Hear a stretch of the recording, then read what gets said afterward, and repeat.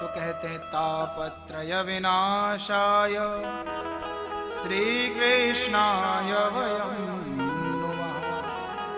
इनकी शरण में जो जीव आ जाता है, इनकी भक्ति में जो जीव आ जाता है, भगवान उसके तीनों प्रकार के ताप समाप्त कर देते हैं।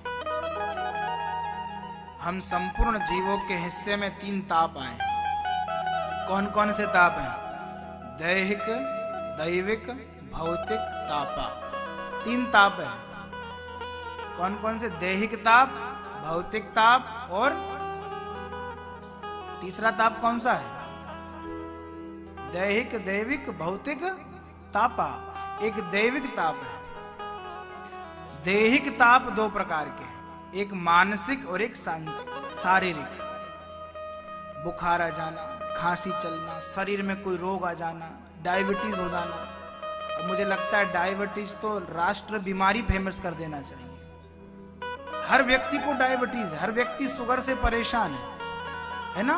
तो ऐसा जो दैहिक ताप है, ये जो प्राप्त होता है, मानसिक पीड़ा, चिंता, जो हमको व्यर्थ की चिंता होती है ना, हम चिंता में परेशान रहते, क्या होगा, कैसे होगा, पता नहीं, चिंता में रहते हैं।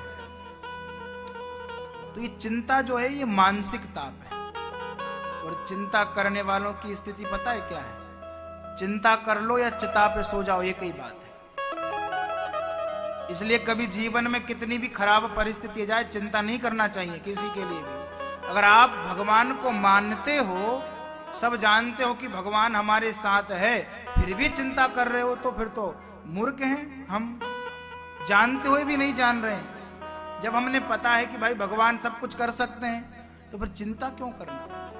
चिंता चिता समानास्ति बिंदु मात्रम विशेषता, सजीवम दहते चिंता निर्जीवम दहते चिता। चिंता और चिता में कोई फर्क नहीं है, केवल बिंदु मात्र का फर्क है।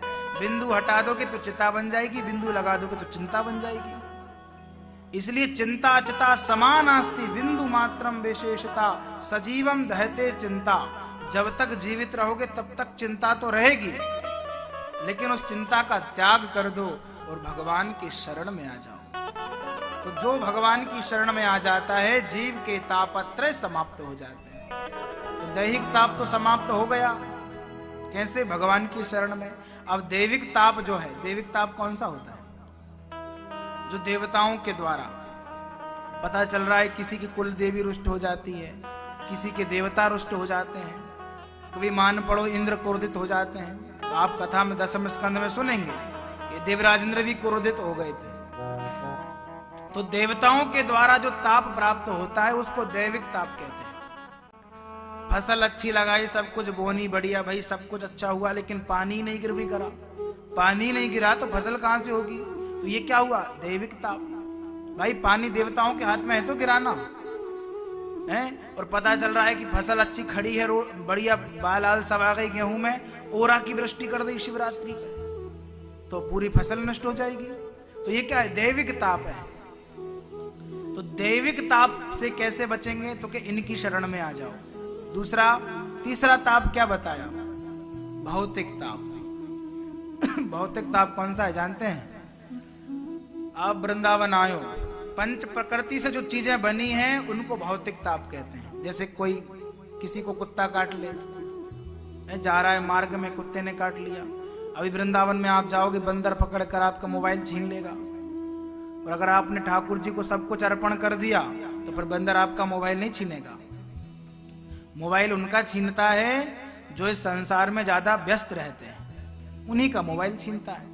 पर्स उनका छीनता है जिनको अपने ऊपर अभिमान होता है कि हम तो पैसे वाले हैं, तो बंदर छीन लेता है। यहाँ वृंदावन में आप देखना, और जिसकी आंखों पे चश्मा लगे हैं ना, जितने भी यहाँ बैठे हैं चश्मा वाले, सबके चश्मों का ख्याल रखना। यहाँ तो बंदर को भनक लग गई, चश्मा लेने आया था भीतर, अभी वो इधर के तो फिर भी धर्म कर्म है। जब बिहारी जी जाओगे तब तो बहुत सावधान रहना।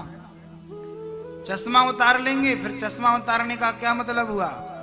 जीव को ये ज्ञान कराते हैं कि भैया तू वृंदावन आया है, ये आंखों से अपना पर्दा हटा, तब तुझे बिहारी मिलेंगे। इसलिए ठाकुर जी का दर्शन करना है तो आंखों से पर्दा हटाना पड़ेगा। तब वृंदावन में ठाकुर जी मिलेंगे। जब चश्मा लग जाता है तो हम सोचते हैं कि भाई चश्मे के द्वारा देख लेंगे, नहीं, कि पर्दा हटाना पड़ेगा तब दिखेंगे। अब हमारे परीक्षित जी ने भी लगा के रखा है। बोलो राधे राधे। तो जाओ वृंदावन में तो सावधान रहना। तो ये भौतिक ताप जो जीव जंतु से प्राप्त होता है, किसी को मान लो बरैया, जानते हैं बरैया?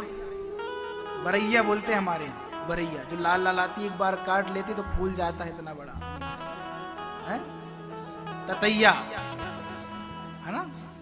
अगर काट ले, जहां काटेंगे ना भैया वहां का हिस्सा बड़ा हो जाएगा। आंख में काट ले तो आंख बड़ी हो जाएगी, बिना कुछ खाए पिए ही सब बढ़ जाता है। इसलिए ये दैविक ताप है।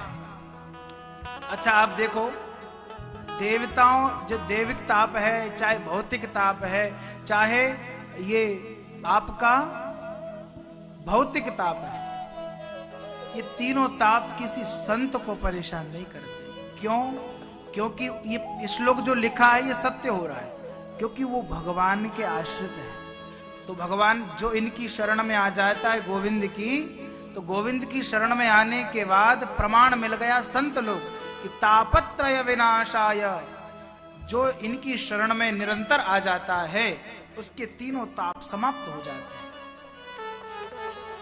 वृंदावन में ही महाराज, अगर आपकी एक किडनी निकालने या दोनों निकालने तो कितने दिन तक जीवित रहोगे? बताओ मुझे, कितने दिन तक जी सकोगे? दोनों किडनी चली गई तो कितने दिन रहोगे? नहीं विश्वास है कि कितने दिन रहेंगे। परंतु वृंदावन में ऐसी हस्ती हैं जिनको आज संपूर्ण विश्व जानता है।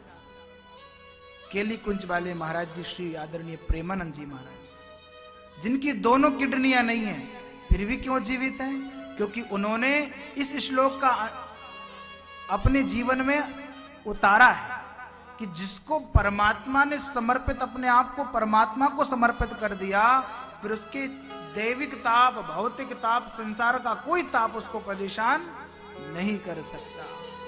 तो ये प्रत्यक्ष प्रमाण है भक्ति का, है ना? अगर 2-4 दिन भोजन ना करें तो कैसे हो जाएंगे? लुस्त, एकदम पूरे लुस्त हो जाएंगे ना, डल जाएंगे बेड पर। कई बार नवरात्रियों में हमारी इधर की माता हैं, व्रत लेती, महाराज हम तो अनार के जूस पे ही पूरा नवरात्रि व्रत रहेंगे। मैंने कहा वाह, बहुत अच्छी बात है, रह ली। 9 दिन पूरे ना हुए, 7वें दिन भर्ती करना पड़ा। क्यों? क्योंकि हमारे शरीर में भाव उस प्रकार का नहीं होता है।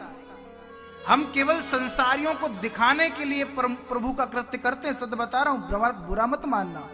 हम लोगों को दिखाने के लिए भक्ति कर रहे हैं, तो क्या होगा? होगा क्या उससे? भगवान को दिखाने के लिए करोगे तो निश्चित आपके हर कार्य में सफलता मिलेगी, और संसार को दिखाने के लिए करोगे तो पहले दिन ही आप बोल जाओगे।